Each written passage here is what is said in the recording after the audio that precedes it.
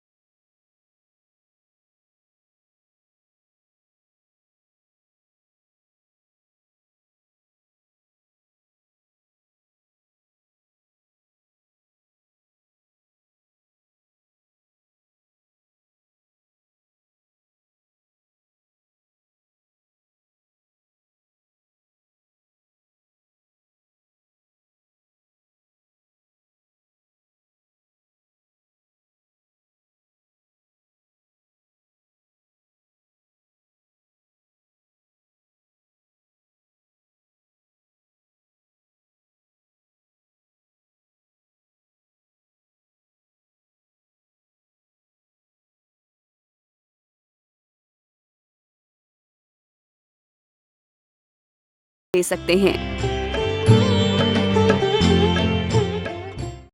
जो विष्णु का परम भक्त है, शुद्ध भक्त है, वो वैष्णव है। और भगवान भगवत गीता में कहते हैं आखिरी में 18वें अध्याय के 68 नंबर श्लोक में कि ऐसे भक्त मुझे अतिशय प्रिय हैं जो मेरे नाम का प्रसार करते हैं, जो जन जन तक जाके हरि नाम देते हैं लोगों को। और इसी बात को चैतन्य महाप्रभु कहते हैं, जारे देखो तारे कहो कृष्णा उपदेश। जीव का एक ही काम है, सबको भगवान के पास लाके उनके चरणों में डाल दो और उसके लिए प्रार्थना करो कि भाई ये भी भगवान का भजन करे, भगवान का भजन करे। लेकिन हम लोग भगवान के पास ना जाकर के सबको इंग्लिश मीडियम में जाके डाल देते। कहां डाल देते? इंग्लिश पैदा ही होते उसको सिखाते, व्हाट इज योर नेम, और किसका करेगा बाद में game. What is your name, और फिर सिखाते अब करना संसार भर में लोगों का गेम। यही है उनका पूरा एम, यही उनका फाइनल एम। और भगवान कहते हैं ऐसे जीवों पे मुझे आता है सेम सेम सेम, शर्म आता है मुझे। ऐसे जीव मतलब ऐसे माता पिता जो अपने बच्चों को ऐसा बनाना चाहते हैं। हम ही बनाते हैं ना उनको। हम अपने बच्चों को डॉक्टर बनाना चाहते हैं, इंजीनियर बनाना चाहते हैं, विदेश भेजना चाहते हैं, बिजनेस और व्यापारी बनाना चाहते हैं, बैंक का मैनेजर बनाना चाहते हैं। भगवान का भक्त नहीं बनाना चाहते हैं। साधु बनाना तो बिल्कुल भी नहीं चाहते। अरे दिमाग खराब हो गया, साधु बनेगा? पड़ोसी क्या बोलेंगे, रिश्तेदार क्या बोलेंगे, बेटे को साधु बना रहा है। चोर बना रहा है तो पड़ोसी क्या बोलेंगे, नहीं शेम है, वो नहीं समझते।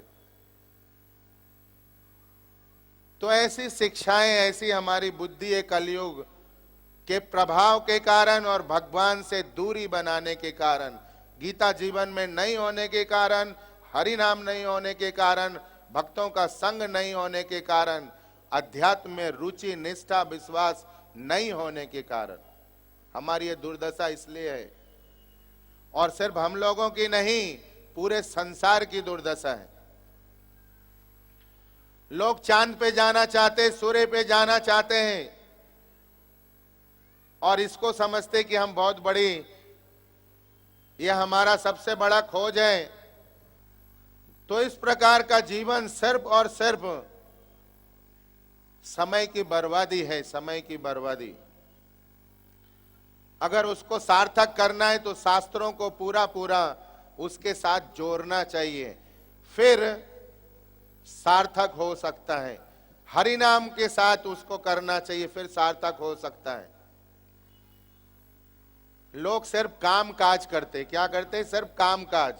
जिसको पूछो भाई सत्संग में आना, अरे प्रभु जी आई एम टू बिजी, मैं बहुत व्यस्त हूं, आई हैव नो टाइम, मेरे पास समय नहीं। मैं सुनता हूं बड़े ध्यान से और थोड़ा मुस्कुराता हूं आनंद के साथ और फिर कहता हूं प्रभु कब तक बिजी रहोगे, थोड़े से इजी हो जाओ यार, थोड़े से इजी हो जाओ, सरल हो जाओ, सहज हो जाओ, अपने लिए टाइम निकालो। अपना जीवन सार्थक कब करोगे भगवान जो कह रहे, परोपकार कब करोगे भगवान जो कह रहे, अपना जीवन सार्थक करो। खाने का टाइम नहीं, पीने का टाइम नहीं, सोने का टाइम नहीं, बच्चों के लिए टाइम नहीं, परिवार के लिए टाइम नहीं। मशीन भी है ना, 12 घंटे के बाद बंद कर दिया जाता है। जानते हैं लोग कि वो जल जाएगा अभी और चलेगा, तो उसके जो इंस्ट्रक्शन है मशीन के ऊपर लिखे रहते, ये इतना घंटा चलेगा, बाद में रेस्ट देना पड़ेगा। लेकिन आदमी एक ऐसा मशीन बना इस युग में, इस समय में, भैया 24 घंटा काम करता है। और कभी कभी तो मैं सुनता हूं कि 72 घंटे से काम करके वो लोगों को बताता है 3 दिन से सोया नहीं हूं, इतनी कैपेसिटी है मुझे गधा बनने की। काम कौन करता है भाई? काम के लिए भगवान ने गधे बनाए थे, गधा जी को बनाया था। गधा जी का एक नाम है वैशाख नंदन। गधा जी का एक सुंदर नाम क्या है? वैशाख नंदन। अब आप बोलेंगे क्या नाम, क्यों मालूम है? वैशाख में बहुत गर्मी होती है, मालूम है? जेठ बैसाख की गर्मी, मैदानों में खेतों में घास सूख जाते हैं। वो गधा जी को धोबी सुबह काम कराने के बाद छोड़ देता है, जाओ भाई खाना वाना खा लो। तो गधा महाराज कई बीघा एकड़ तक घूमते, घास तो होती नहीं, तो घूम घूम के जो थोड़ा बहुत मिलता है खाते और पीछे घूम के देखते और बहुत आनंद होते, एकदम नाचते थोड़ा, आज मैंने इतना खाया है पूरा। वो तो गधा है ना, उसको क्या मालूम घास है नहीं, खाली घूम रहा हूं। और मोटा होता है और बहुत सुंदर अपने आप को समझता है। जबकि सावन भादों में तो पूरी बरसात के कारण घास होता है, वो थोड़े दूर में चर के थक जाता है, इतना घास होता है, उसको लगता है यार कुछ खाए नहीं, पतला होगा। तो इसलिए जो विवेकी लोग हैं उन्होंने उसका सुंदर नाम दिया है वैशाख नंदन है। वैशाख में सुंदर हो जाता है, खुश रहता है, आनंद में रहता है, इसलिए उनका नाम वैशाख नंदन। तो ऐसे हम लोग गधे हैं भाई, मेहनत 72 घंटा करके वो आदमी बताता है लोगों को, मालूम है क्या मेरी capacity? I can work 72 hours regular without sleep, I am 72 hour working. You know, मेरा बॉस भी सरप्राइज कर रहा था, अरे बाप, ये तो गधे का भी बाप निकला, गधे का दादा है, दादा। ऐसे जीवों की हालत है, ऐसी पढ़ाई है, ऐसी शिक्षा है। We are qualified, educated, highly बड़ा उपमा है ये, हाईली उपमा है। और नॉर्मली आदमी मशीन से ज्यादा ही काम करता है शहरों में। गांव में तो आज भी एक बड़ा सुंदर जगह है वेस्ट बंगाल में, नवद्वीप, मायापुर, वहां बहुत भव्य मंदिर है, प्रभुपाद जी ने बनाया है 500 एकड़ में। मायापुर राधा माधव चंद्रोदय मंदिर 500 एकड़ में दुनिया का तीसरा सबसे बड़ा मंदिर होने जा रहा है। वहां पे आप रात को 8:30 के अगर कुछ एक धागा भी ढूंढेंगे, एक माचिस भी ढूंढेंगे तो दुकानें नहीं होती है, लोग सो जाते 8:30 और सुबह 3 बजे से जगते, नहा धो के तैयार होके तिलक लगा के सब भक्ते, पूरा वैष्णव, पूरा मायापुर वैष्णव है, नवदीप पूरा वैष्णवों से बड़ा है, पटा है, भगवान के शुद्ध भक्त लोग वहां होते। और 3 बजे से नहा धोआ के धोती कुर्ता चंदन तिलक माला करते हुए मंदिर में हजारों हजार की संख्या में लोग भगवान के दर्शन आरती कीर्तन के लिए इकट्ठा होते, भक्तों के संग के लिए। और उनका बड़ा सरल जीवन है, थोड़े से कुछ कामकाज, आनंद के साथ भगवान के साथ कीर्तन, नाचना, प्रसाद खाना, दूसरों को खिलाना, और फिर अपने समय से दोपहर को 1 से 4 फिर दुकान बंद, सो जाते जाके, फिर 4 घंटा कुछ काम धंधा करते, भगवान का आरती लिया, शयन आरती, घर में प्रसाद खाते, शुद्ध शाकाहारी, गर्मा गर्म ताजा ताजा, फिर सो जाते, सुबह भगवान के पास जाना है। क्या सुंदर जीवन। गंगा नहाते, सामने गंगा जी बहती है, 9 द्वीप है, 9 टापू छोटे छोटे, चारों तरफ गंगा और कुछ और नदियां भी है वहां पे। ये शहरों में कौवे लोग पागल हो गए, इन शहरों में कौवे लोग पागल हो गए, आप लोग का ध्यान नहीं जाता है, साधु संत महात्मा ये सब नोट करके लिखते हैं। कौवा रात को बोलता है 1 बजे, कौवा रात को 1 बजे बोलता है, और जो मुर्गा है वो 12 बजे रात को बोलता है। क्यों? अरे कोई सोता ही नहीं, उसको लगा सुबह हो जाता है, क्योंकि रात भर आदमी लोग आ रहे जा रहे, 24 आवर काम करते हैं ना, तो कंफ्यूज हो गए वो लोग बेचारे, सुबह हुआ कि रात हुआ, क्या हुआ, चलो बोल देते, अपनी ड्यूटी पूरी कर लेते। ये शहरों की हालत है, पढ़े लिखे बुद्धिमान लोगों की हालत है, महान लोगों की हालत है। वी आर क्वालिफाइड हाईली, है ना। देखिए मैं बैरी नहीं हूं क्वालिफिकेशन का, मैं भी कॉलेज गया हूं, ग्रेजुएट हूं, सरकारी नौकरी भी किया, आप सबको बताया, लेकिन ये काम का नहीं है भाई, ये तो खाली पेट भरने का उपाय है, शरीर पालने का उपाय है, और शरीर एक दिन सड़ जाता है, शरीर एक दिन, अरे भैया जो छोड़ता नहीं, गले चिपटाता है 2 दिन के बाद, वो बोलेगा भैया भगाओ इसको, भूत है ये, 2 दिन भी नहीं, 1 ही दिन में बोलता है भूत पड़ा है, भगाओ, डर लग रहा है अभी, ऐसा शरीर है ये। इसके लिए हम लोग कितना मेहनत उधम बना रहे, भगवान को ही छोड़ दिया, परोपकार छोड़ दिया जो भगवान कह रहे, इसी के लिए, सिर्फ इस शरीर को, स्वार्थ को पूरा करने के लिए। बहुत भयंकर स्थिति है, भयंकर।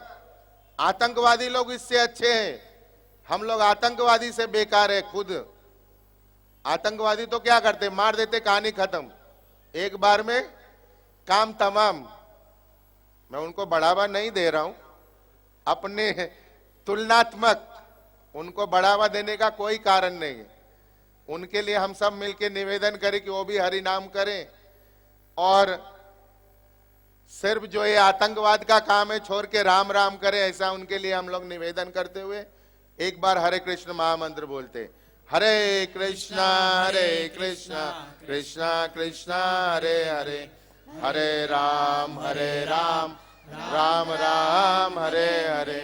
उनकी बुद्धि अच्छी हो जाए, और जो आवाज जो दूसरों को मारने के लिए करते हैं, निकालते हैं, वही आवाज भगवान के लिए शंख बजाएं, कीर्तन करें, नगारे ढोल बजाएं, ऐसी भगवान उनकी बुद्धि कर दे, ऐसे भगवान के चरणों में प्रार्थना करते।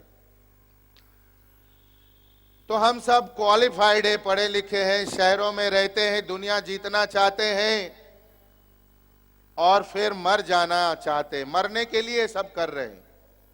कितने बुद्धिमान हैं, मरने के लिए पहले 24 घंटा 36 घंटा 72 घंटा काम करके पैसे कमाते हैं, और इतना मेहनत करते हैं मशीन से ज्यादा, कि जिस प्रकार से मशीन का कई चीजें जल जाता है, ज्यादा काम करने से कॉइल जल जाता है, कुछ फ्यूज उड़ जाता है, उसी प्रकार से ये गधा इतना काम करता है कि इसका अंदर का कई ऑर्गन सड़ जाता है, खराब हो जाता है, और फिर उसी मेहनत किए हुए पैसे से अब डॉक्टर के पास दिन भर जाता है।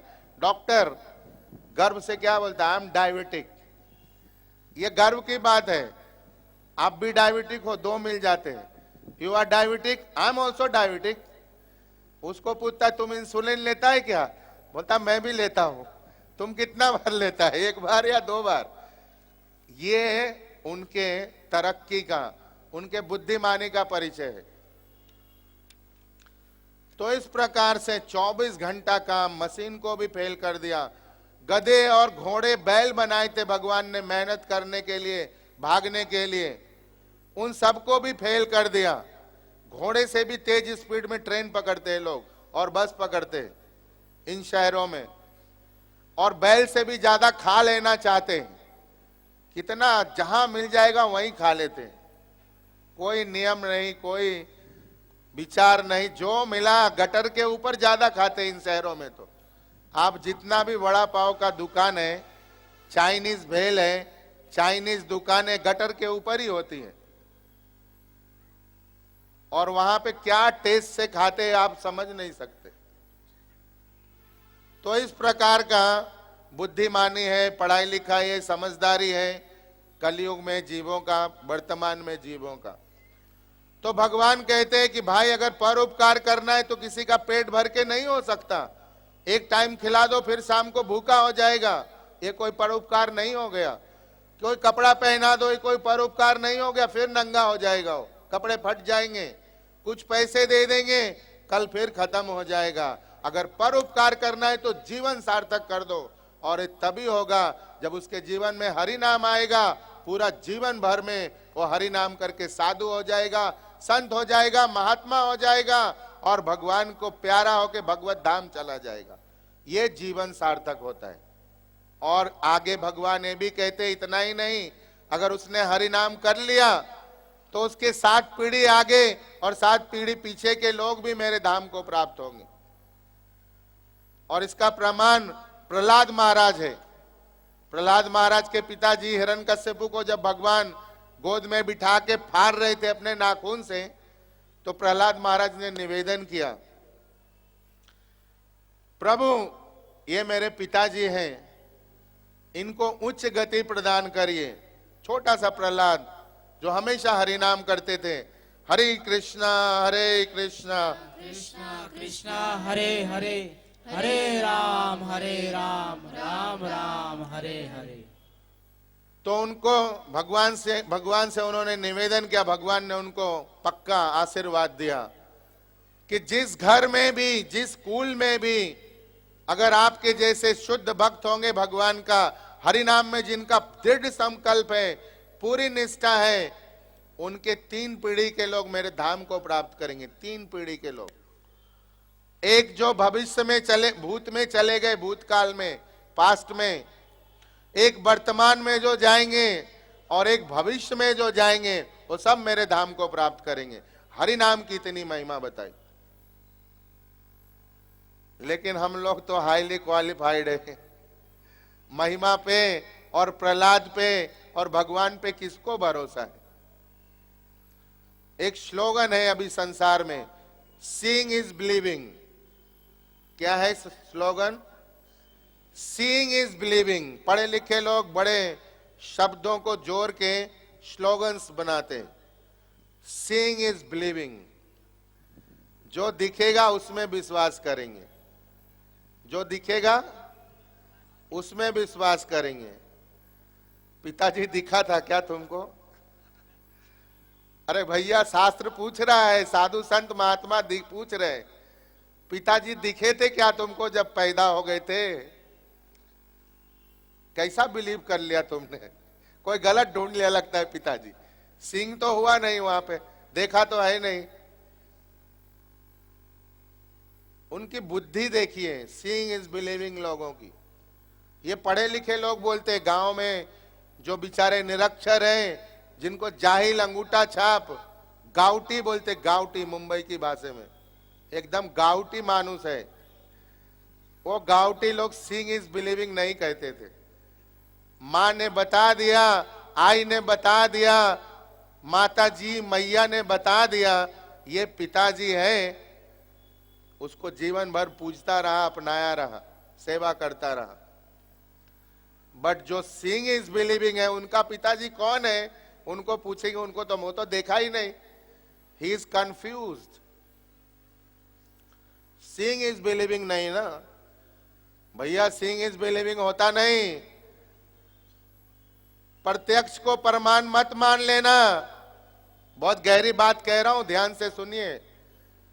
प्रत्यक्ष को प्रमाण नहीं मानना चाहिए। ये पूरा सत्संग का हॉल है, मंदिर है, जगन्नाथ जी है। अब इसको ये नहीं मान लेना कि यहाँ पे भाई ये परमानेंट प्लेस है जहां पूरा जीवन सत्संग चलेगा। प्रत्यक्ष तो चल रहा है, प्रमाण तो ये नहीं होगा ना, कल खत्म हो जाएंगे, झूठ हो जाएगा। कभी कभी आपने सुना है बड़े बड़े उपदेश करते हैं और बाद में खुद उसी कामों में लिप्त हो जाते हैं। उपदेश करने के बाद तो पहले तो महात्मा रहते हैं और बाद में पता चला कि वो दुरात्मा से भी गए गुजरे हैं। तो प्रत्यक्ष को प्रमाण नहीं मानना, हमेशा विवेकी बने रहना चाहिए। अपने पिताजी को किसी ने देखा नहीं, माता वो प्रामाणिक जीव है जो बताती है यही तुम्हारा पिता है, और हम जीवन भर पिताजी ढूंढते नहीं, जीवन भर उसको पिताजी पिताजी पिताजी करते रहते हैं। तो प्रामाणिक जो चीज है उसको जीवन में लेना चाहिए, उसको लेना चाहिए, उस पर विश्वास करना चाहिए। ये भगवत गीता प्रामाणिक है, भगवान श्री कृष्ण से आई है। और गीता जी माता है, वो बता रही है भगवान ही श्री कृष्ण है, श्री कृष्ण ही भगवान है। और गीता में हजारों बार भगवान कहते हैं, क्या कहते हैं? मैं भगवान हूं। भगवान उवाचा कितना बार लिखा हुआ है, श्री कृष्ण उवाचा, श्री कृष्ण ने बोला। भगवान स्वयं कहते हैं मैं परम भगवान हूं, कोई और नहीं कहता दूसरे धर्म के।